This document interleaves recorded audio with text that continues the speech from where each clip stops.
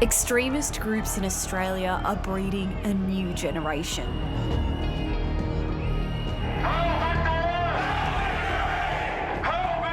Families are losing their loved ones to hate. Last Christmas, our sister brought home a Nazi. How did you feel when you saw him in this photo? Devastated.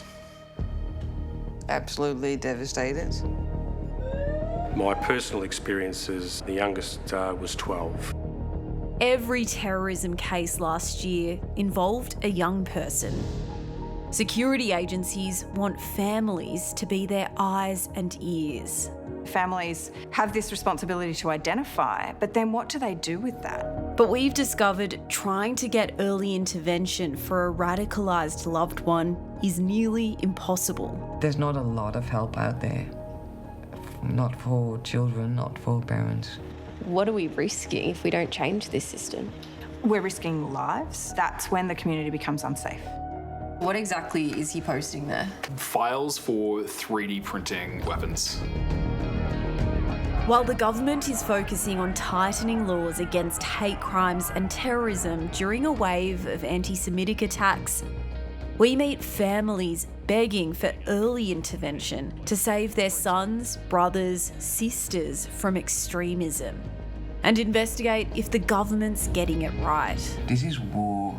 You literally started a war on my family.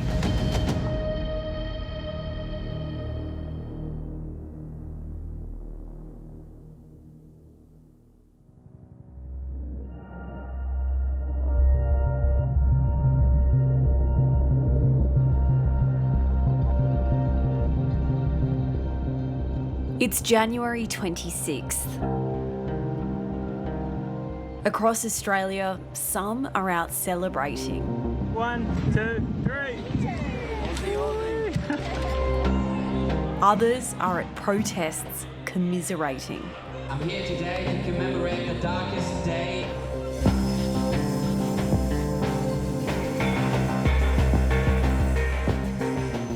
In Sydney, a group of men board a city-bound train for their own gathering. They're from Australia's most prominent neo-Nazi group. With the men is a teenage boy. He's travelled hundreds of kilometres from Victoria to be here. A few stations in, police stopped their train, arresting 5 people and fining more than 50 others. Just after my son turned 17, he wanted to go on a boxing weekend. And I thought, oh, that's nice. But the weekend was across borders in New South Wales. I said, okay, I need phone numbers, I need information, I need to know where you're staying, who you're with, and what it's all about. Police swooped on a group of masked... That evening, Emily turns on the news. I kept seeing videos coming out of this group of masked kids in the train station. She sees Thomas Sewell, one of the leaders of the neo-Nazi group, the National Socialist Network.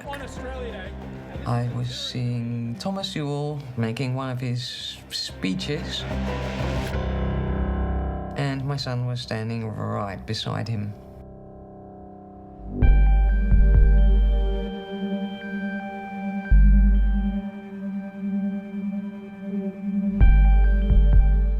Hello. Hey. How are you? I'm all right. Avani, nice to meet you. You're welcome. So these are your 3 boys on the wall? Yes, they are. 2 are in high school, and my eldest just finished uni and he's travelling. This meeting has been a long time in the making. We're just your normal family. Parents of radicalised children don't usually speak up. Emily is the exception. That's in Sydney. That was Australia Day. Where did you see this photo? Was it online or? This, right on the 6 o'clock news. This photo? Yeah. Wow. Yeah. And so where is your son? He's right over there. Yeah. How did you feel when you saw him in this photo? Devastated. Absolutely devastated. I don't think they're... We've changed Emily's name and we're not identifying her son.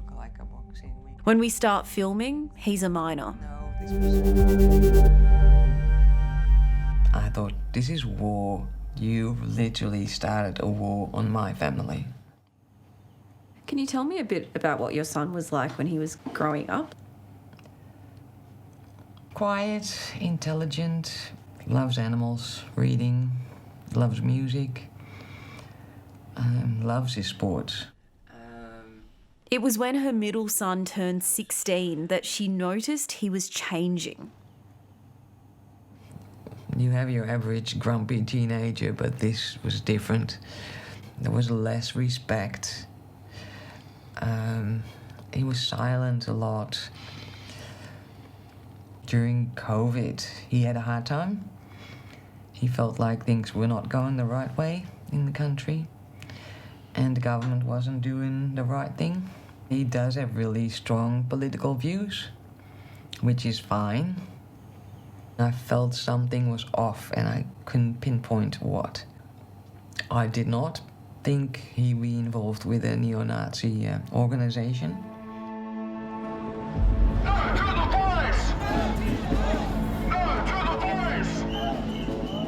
Emily says her son met the NSN at a rally against the referendum for an Indigenous voice to Parliament in 2023. We have a voice as well, and our voice is that it's against white people.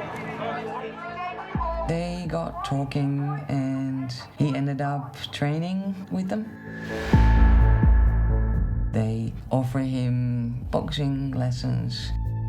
I believe the sense of companionship and belonging and the fitness part was the biggest drive for him to be part of something. And then slowly hold them in until you find your kid at their monthly gatherings while they're reading from Hitler's delusional Mein Kampf as it's the Bible. Australia's white supremacist movements have taken many forms. In 2020, the National Socialist Network, or the NSN, united different far-right groups, using distorted facts to promote extreme right-wing beliefs, racism, and a white Australia. We are under serious demographic threat. That can't be fought nicely and kindly. It can only be fought with fanaticism. One of the group's leaders last year became the first to be found guilty under Victorian laws banning the Nazi salute. I'm ready to go to jail because I'm a Hitler soldier and what I'm doing is right. The group's held rallies across Australia. Several members are facing criminal charges. 2 have been convicted for possessing documents for terrorist acts.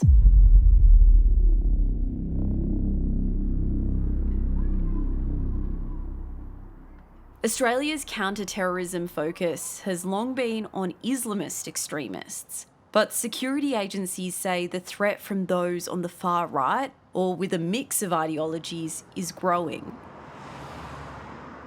More Australians are being radicalised, and radicalised more quickly. More Australians are embracing a more diverse range of extreme ideologies, and more Australians are willing to use violence to advance their cause. It covers any violence. More young people are being investigated for terrorism.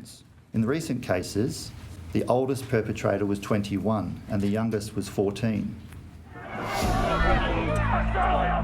While some international far-right organisations have been banned, no Australian groups have been prescribed as terrorists. This is despite increasingly worrying rhetoric and actions from the National Socialist Network. We just need extremism. We need every single Jew uprooted out of a position of power and dealt with accordingly. Deported, as some might say. Leave willingly now, or things won't turn out so nice for you, Imperialism will only work if one totally exterminates the previous inhabitants of the land one has conquered. Really, they've moved, particularly in the last few months, to definitely advocating. I mean, there's certainly been many posts put up about advocating the use of violence, threatening to kill people as a result of different beliefs and different belief structures. Peter Lowe has spent years working to bring people back from the front lines of extremism. She says if the NSN was added to the terror list, it would become a crime to even be associated with the group. I mean, they will argue that they are not an extremist group, and of course they would.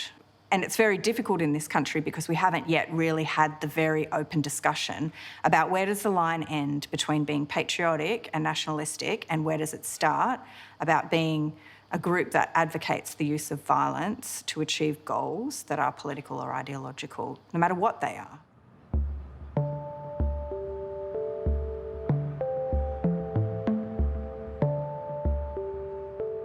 I'm the oldest brother, then we've got Toby and our sister. Yeah. We'd always hang out drawing, I don't know, playing out in the street, something like that. They're just like normal kid sort of things. Curtis and Toby say it also started at the gym for their sister. She got interested at a boy at a university and he was going to the gym all the time. He was a little bit of a gym rat. She was like, oh, I'll tag along. She just sort of described them as just like a group of like friendly people, this like community sort of thing. At Christmas a year ago, their sister brought home her new boyfriend to meet the family. Christmas lunch, they come over and I think I clock it immediately. He just has a giant black sun Nazi youth tattoo on his forearm. How did you feel seeing the tattoo? That was, I guess, the sort of moment of like, oh, this is real. This isn't just some boy in a group. Yeah. They're not just like right-leaning sort of people. Yeah. They're like, no, like these are legitimate like neo-Nazis. I think I mentioned, I'm like, hey man, how you doing? I'm Curtis. He says, hi, I'm Gabe.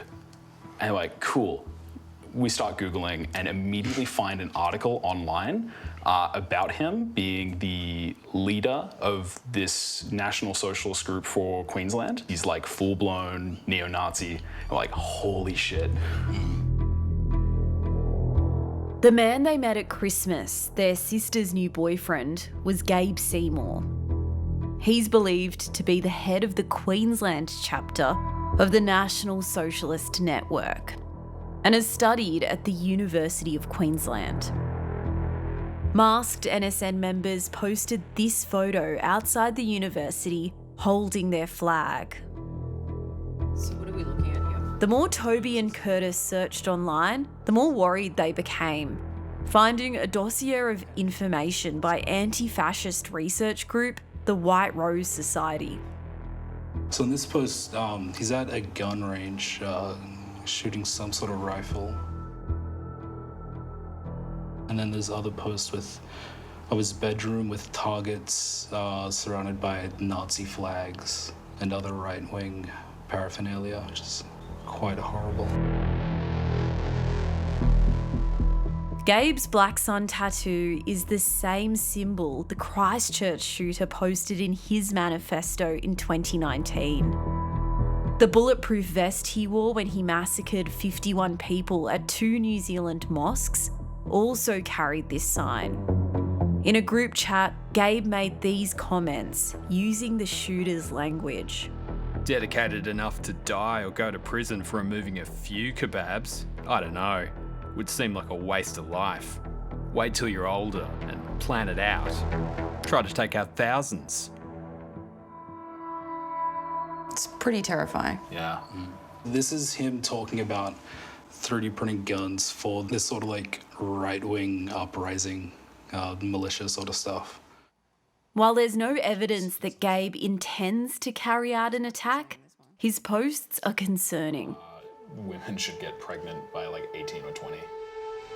What started at the gym has now become a lifelong commitment for Toby and Curtis's sister. These Christian communities here in The NSN's leaders encourage members to partner up and procreate. This is a future that we want for our children and our, in the ethno state that we're creating. I will be encouraging my kids to get married at, 18, 19, 20 years old to ensure that they're having children as young as possible. Women in the NSN appear to take on a Tradwife role, expected to be homemakers who embrace motherhood. They post photos with captions like, "What a wonderful year it's been, welcoming so many healthy white babies." Toby and Curtis's sister now has a child with her neo-Nazi boyfriend. I think about my nephew a lot and the sort of environment he's going to grow up in. That's what they want, because that's what they're trying to do, is have more kids and children grow up around this ideology so that you don't question it. In screenshots, Gabe says he's been raided by authorities. The brothers have tried to find other support for their sister. I just started Googling just like anything, like looking at government websites, but yeah, like I couldn't find anywhere. And so how did it kind of feel having nowhere to turn, really? I mean, it felt horrible and just like feeling really lost, not knowing where to go.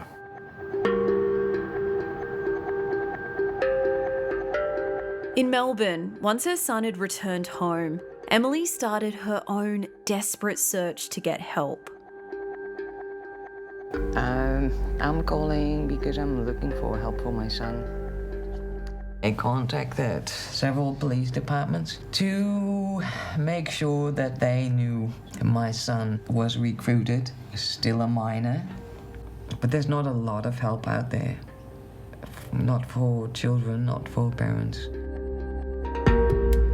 Behind the scenes, members of the NSN were sending her son messages to keep him in. Spend the next few months getting your own bank account, Medicare card, save up for a car, so that when you're 18, you can leave, no strings attached.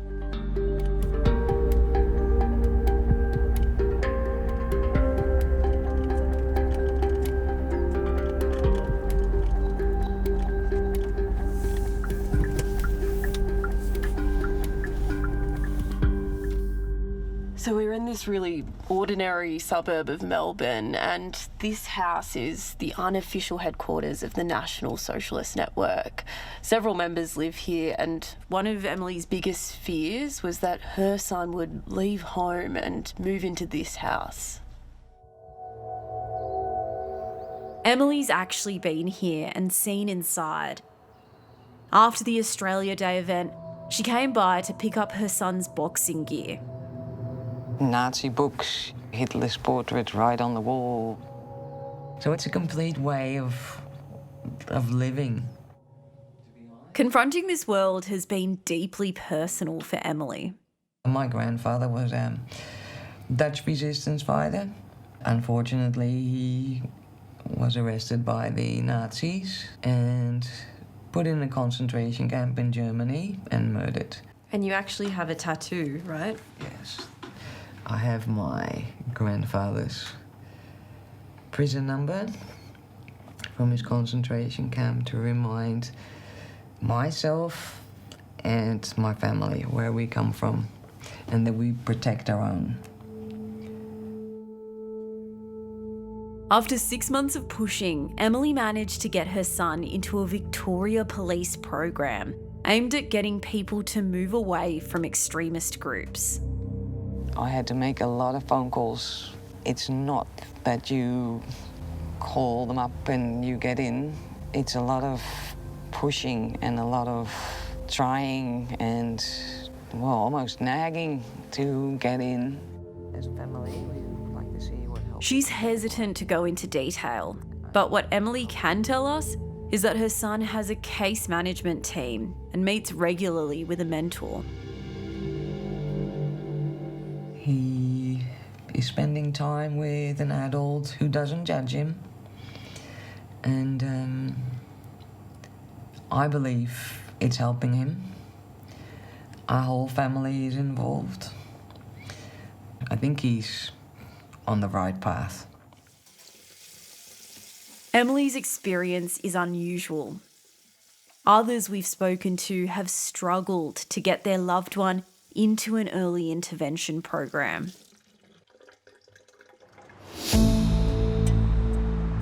In Australia, official programs to help people turn away from extremism are run by state and territory police and governments as part of a federal government strategy. The term that's broadly used is countering violent extremism, or CVE. It's quite complicated in Australia. Most of it is law enforcement and intelligence sort of run. It really looks at securitisation, so we need to detect, arrest, detain, disrupt, those sorts of things. But essentially countering violent extremism is all the work before that. So it's trying to identify the factors that might cause people or groups of people to move through that process towards violent extremism. It's about how do you intervene when people have started to make that move. While these programs exist, they're not easy to find. So when you Google something like, my son is radicalised, what should I do? One of the first things that comes up is the federal government's Living Safe Together website. It has information about how to identify signs of violent extremism, but if you want to get help for someone, the top suggestion is to report them to the National Security Hotline or the police. Having worked in state government and been part of some of those intervention programs previously, they are very difficult to actually find where do I go and who do I ask for help, and having some confidence that I can get that help in a way that is actually positive.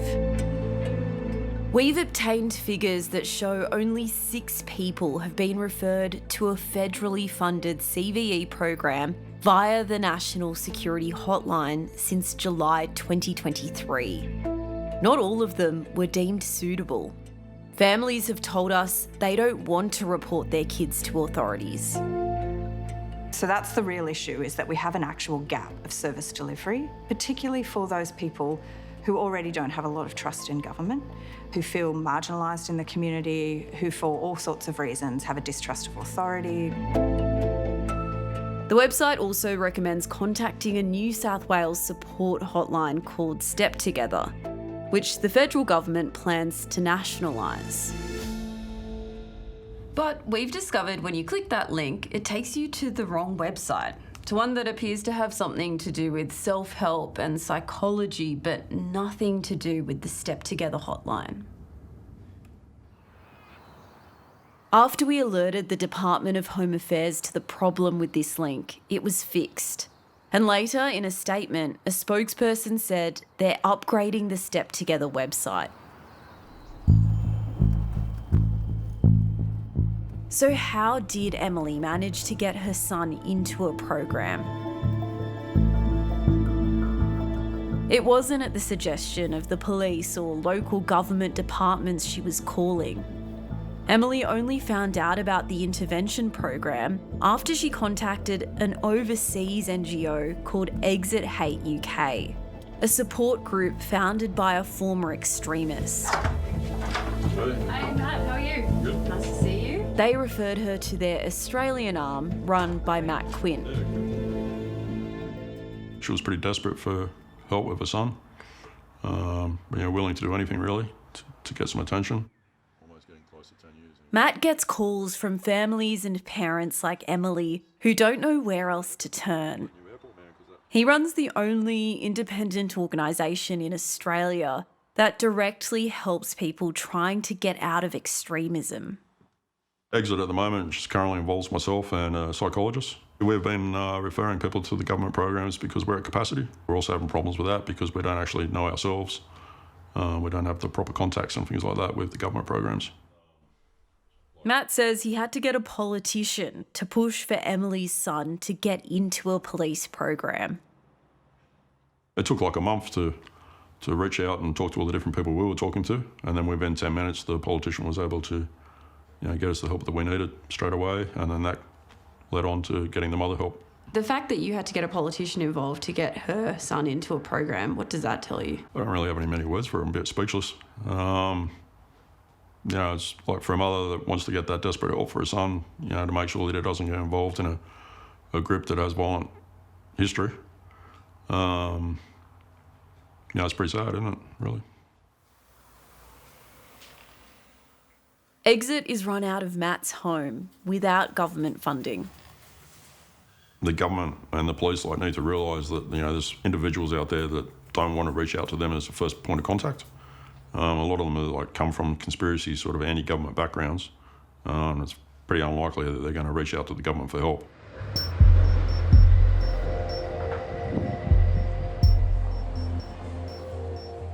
Australia's security agencies say one of the biggest terrorism threats is a person operating on their own, a lone wolf emboldened by the hate-fueled messaging of groups like the NSN.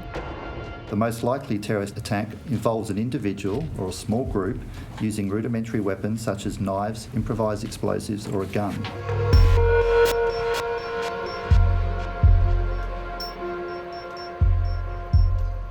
Tell me a little bit about your brother. What were your concerns about him? He started getting obsessed with far-right extremism, neo-Nazis, and wanted to join those groups. He used to dream about having a modern-day Hitler in Australia. This man, who we're calling Chris, says he's been trying to get help for his brother for years. We've hidden his identity and changed his voice because he says his brother has directly threatened him as well as the public. We've seen social media posts where his brother appears to advocate for beheadings, arming people with weapons while defending ISIS. Chris says his brother has attempted to make homemade guns and ammunition was found at his house. So what were you worried that he was going to do in the real world? That he might carry out a lone wolf attack. For 3 years, Chris has been reaching out to authorities. My question's about countering violent extremism. This person attempted to make a homemade gun. What do I do if concerned about such behaviour? I've still not heard back from any services. He's contacted the National Security Hotline, Victoria Police, the Step Together Hotline, and the Federal Department of Home Affairs. Chris says he still hasn't been able to get help for his brother and doesn't know if police are investigating. Very frustrated. Basically just given the runaround. It seems impossible to get an answer. Worried about what might happen because I sort of believe it's important to get early intervention than waiting until someone's at the stage of planning an attack. Victoria Police refused to answer questions about Chris or Emily's cases, citing confidentiality concerns. We've spoken to people who have tried calling Step Together, dealing with Victoria Police, have struggled to find help for a loved one. We've got a mum who finally got into a Victoria Police program, but it took a lot of pushing. I mean, what do cases like that tell you about the system? That it's not working. Those programs really are about identifying, and they're finite programs. They have a limited amount of resources. So, of course, they are going to place those resources where they think the risk is highest. We've seen a confidential review of Victoria's longest-running intervention program, and it interviewed past participants who'd been convicted of a terror offence. Many praised the program, but said they wished they'd been referred to it before they committed a crime. If we miss that opportunity for early intervention and diversion, that's when the community becomes unsafe. So the longer someone holds a belief, or the more they hold that belief, or the further they hold that belief, the more risk there is to safety of the community and to safety for themselves as well.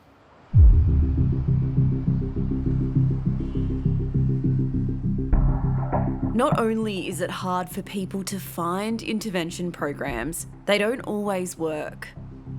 In the last year, there have been at least 2 cases where young people encountering violent extremism programs have been accused of carrying out an attack.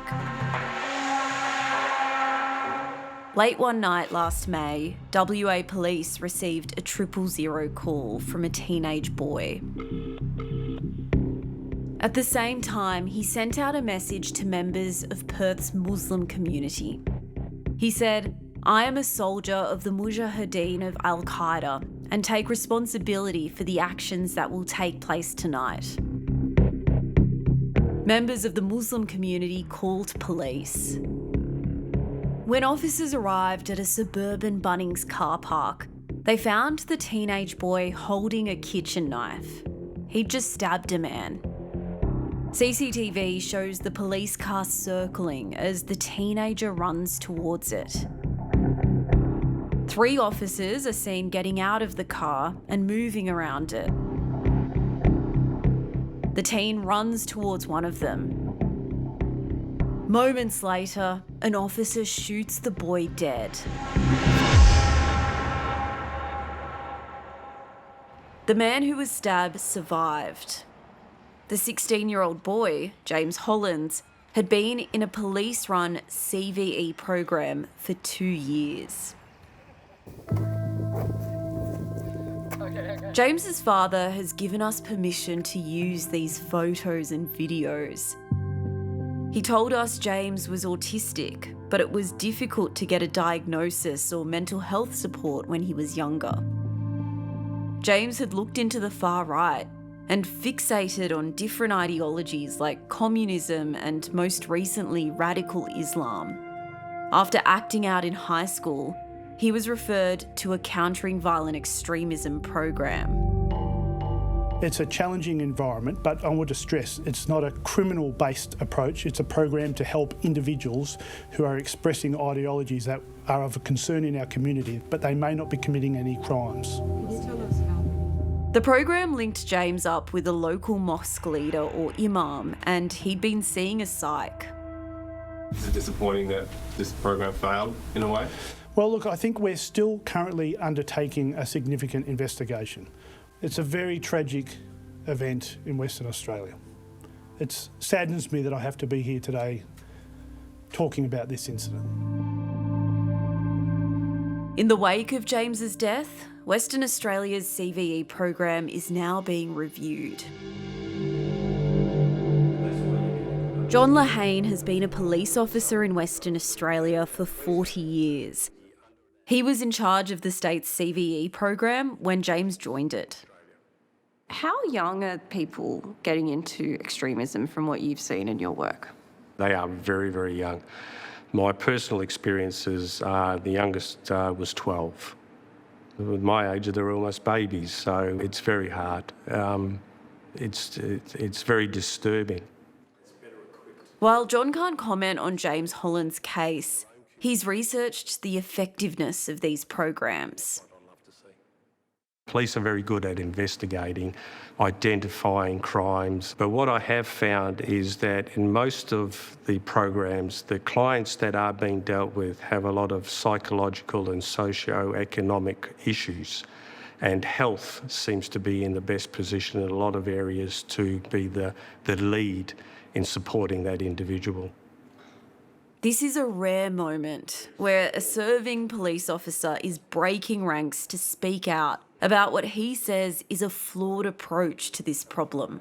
So if I understand your recommendations correctly from your research, it's that health should be running it, not police, which is the current model. Is that fair to say? That's my recommendations, yes, certainly. Because health has got the models already. You need psychologists and psychiatrists and the health system to help these individuals.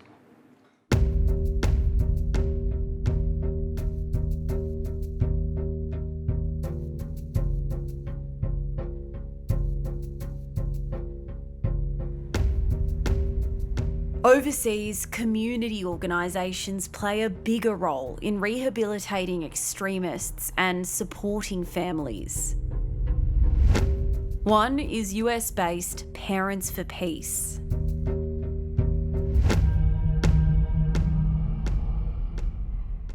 It's a graduation picture from high school. Yeah. The organisation was started by Melvin Bledsoe after his son Carlos carried out an attack. Back in 2009, Melvin received a phone call. It was the American FBI. Introduced himself to me as the FBI. And he was calling me to let me know something bad had happened. And my son was involved. Carlos had opened fire on soldiers outside a military recruitment centre. This was the end point in a long journey towards Islamic extremism.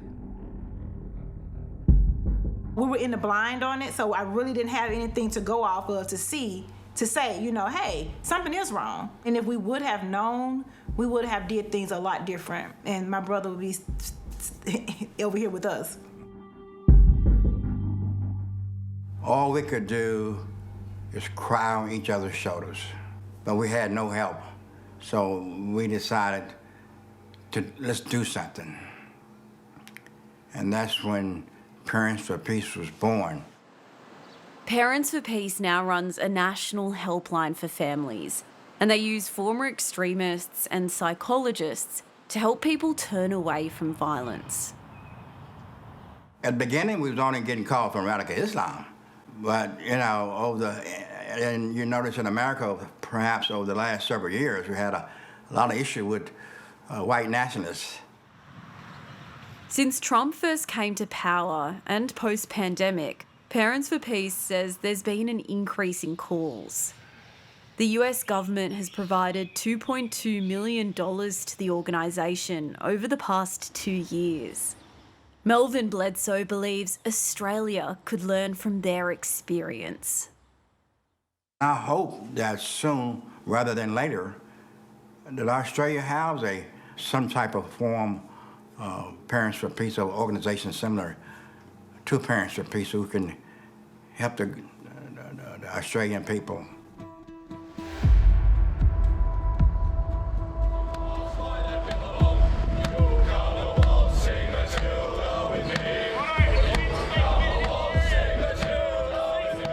It's January 26 again. The neo-Nazi group is back out on the streets, this time in Adelaide. They're no longer hiding behind masks, and one by one, 16 of them are arrested, including the group's leader, Thomas Sewell. The youngest is a 16-year-old boy.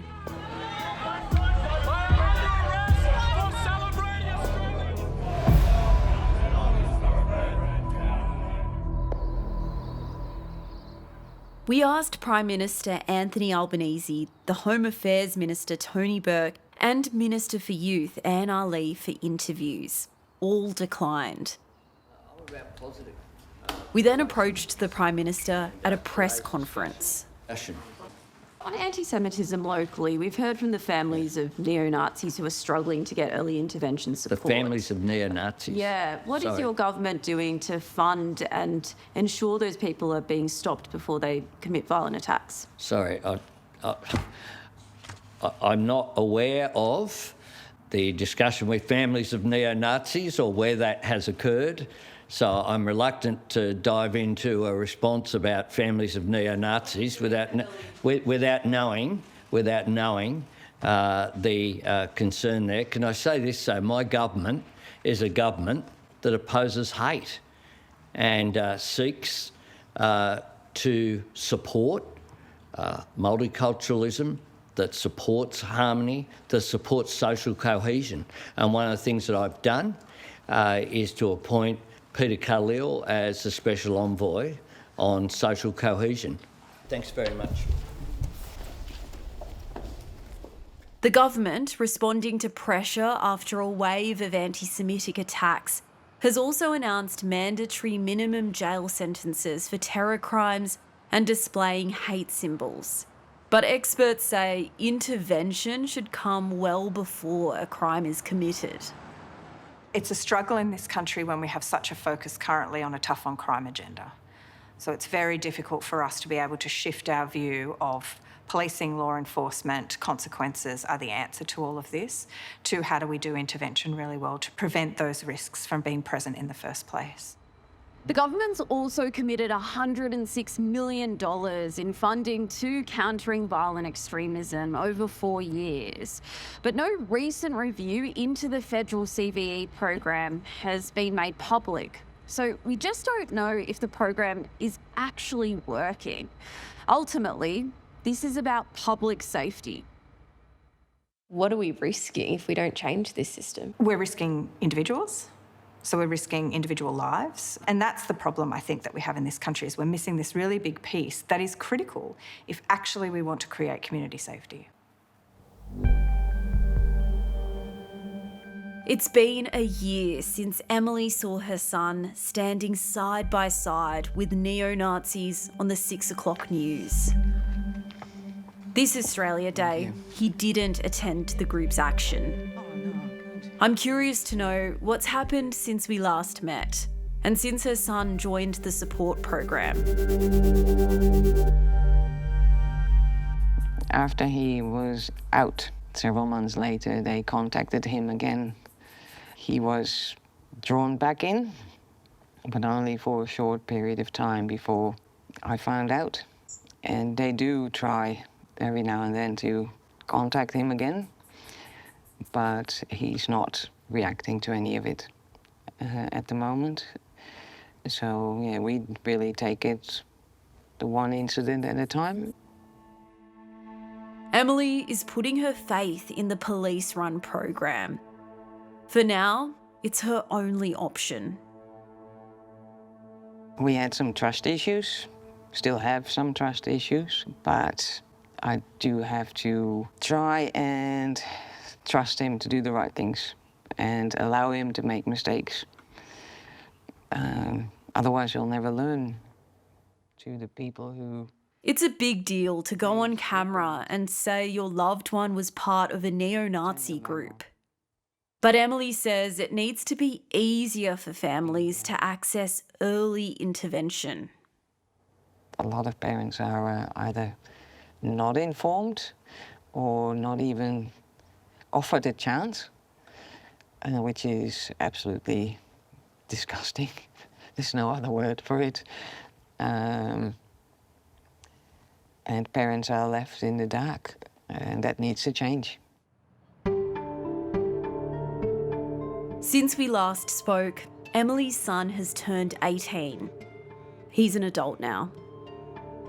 Are you concerned he'll go back to NSN in the next couple of years? No, I don't think he will. It would hurt. But I believe he's strong enough to make the right choices for himself and still fight for his beliefs. And in 10 years' time, I hope we can look back and see that everything worked out for the best.